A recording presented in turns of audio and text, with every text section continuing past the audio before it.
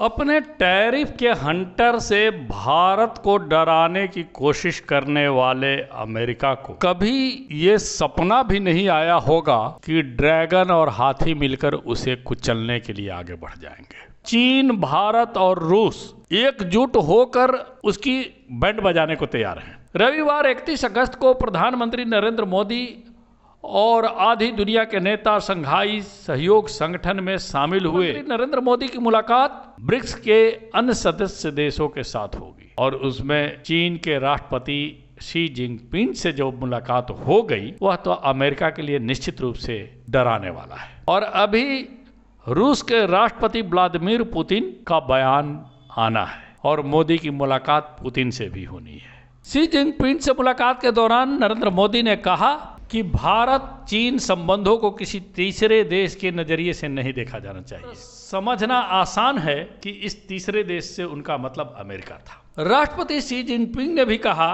कि भारत और चीन दोस्त एवं अच्छे पड़ोसी हैं।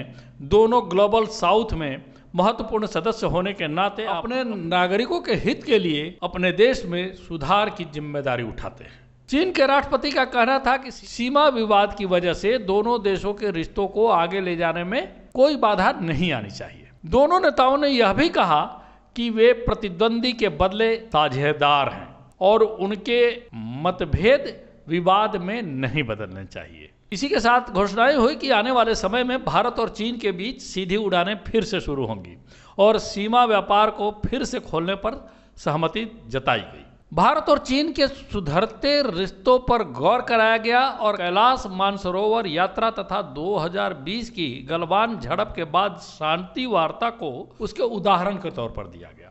मोदी और शी जिनपिंग की मुलाकात वैश्विक स्तर पर काफी प्रभावी है क्योंकि भारत और चीन के रिश्ते ऐतिहासिक रूप से ढीले रहे हैं जिसके कारण सीमा विवाद है। पर अमेरिकी राष्ट्रपति ट्रंप का आर्थिक हमला दोनों देशों को झेलना पड़ रहा है।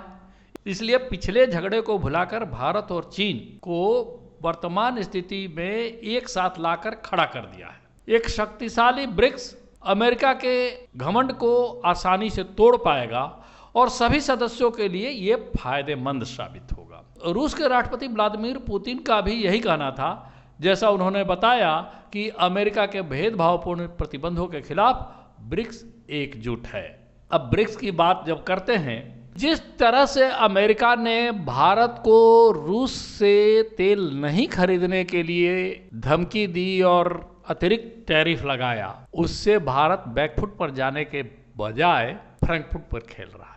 भारत पहले की तुलना में रूस से ज्यादा तेल खरीदेगा। दूसरी खबर यह भी आई है कि जितनी छूट रूस पहले तेल प्रति बैरल देता था $1.5 के आसपास, अब रूस $2 से $2.5 तक अतिरिक्त छूट देगा भारत को। अमेरिकी टैरिफ का जो असर है, पहले ही विशेषज्ञ बता चुके हैं कि उसका भारतीय जीडीपी पर कोई प्रभाव नहीं पड़ेगा। भारत, चीन, रूस, ब्राजील, दक्षिण अफ्रीका, ये सारे देश ऐसे हैं जो दुनिया की कोई एक ध्रुवीय सत्ता का केंद्र बने। अमेरिका पूरी दुनिया पर दादागिरी दिखा रहा है, अब यह नहीं चलने वाला है।